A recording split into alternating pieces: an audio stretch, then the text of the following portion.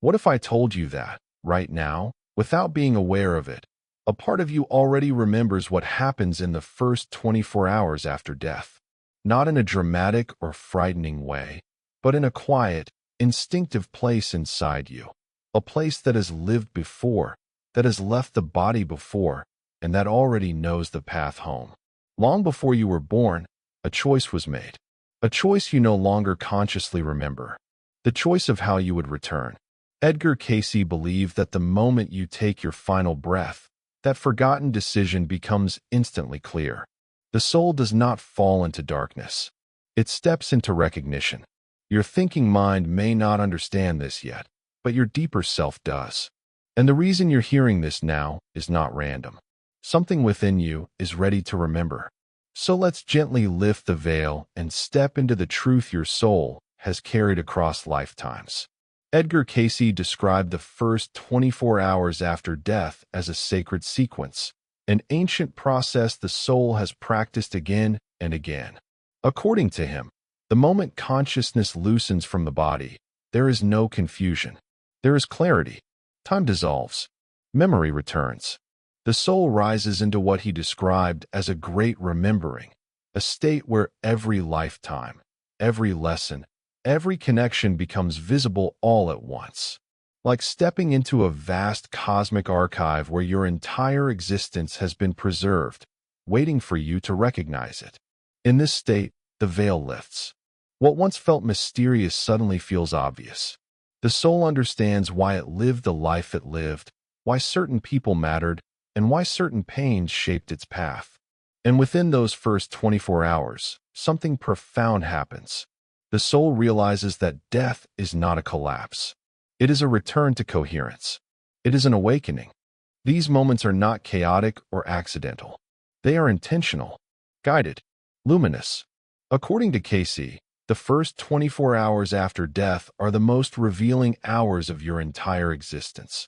Because for the first time, you see your life not from inside the story, but from the truth beyond it. What makes this even more striking is that Cayce did not speak of these ideas as speculation or metaphor. He documented them through thousands of trance readings across decades. Again and again, he described the same sequence: the soul leaving the body, the transition into the non-physical, and the immediate life review that follows.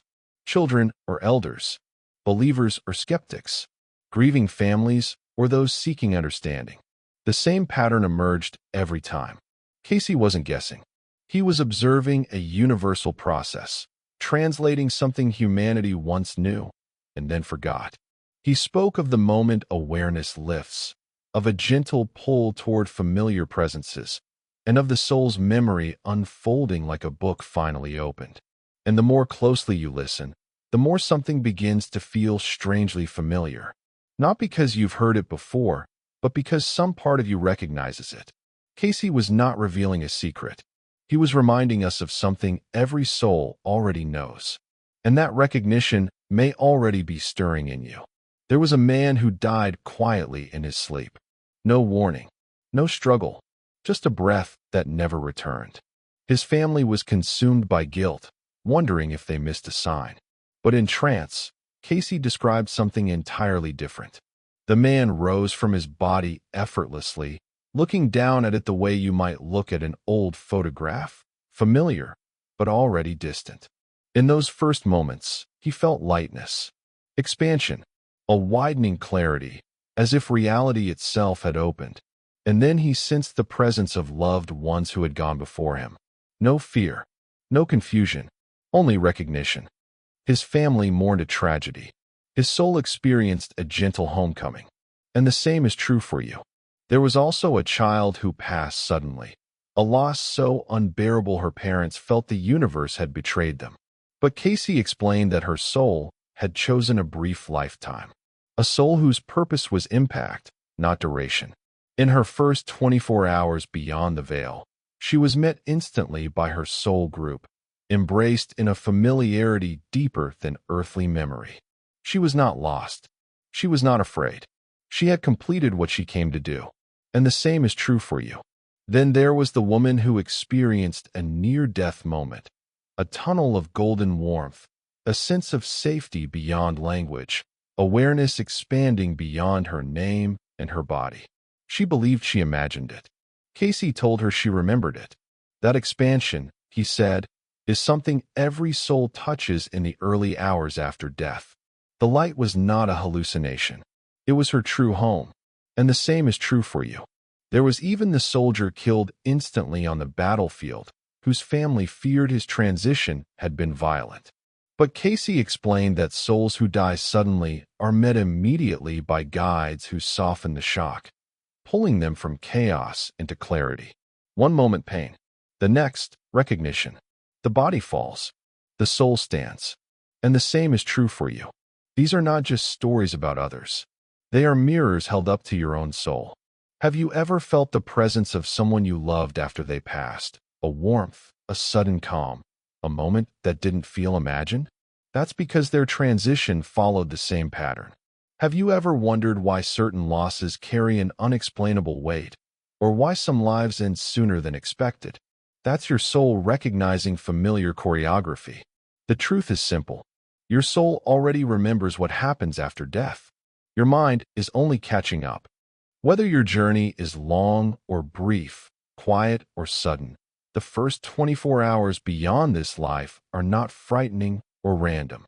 They are intentional, guided, and deeply familiar.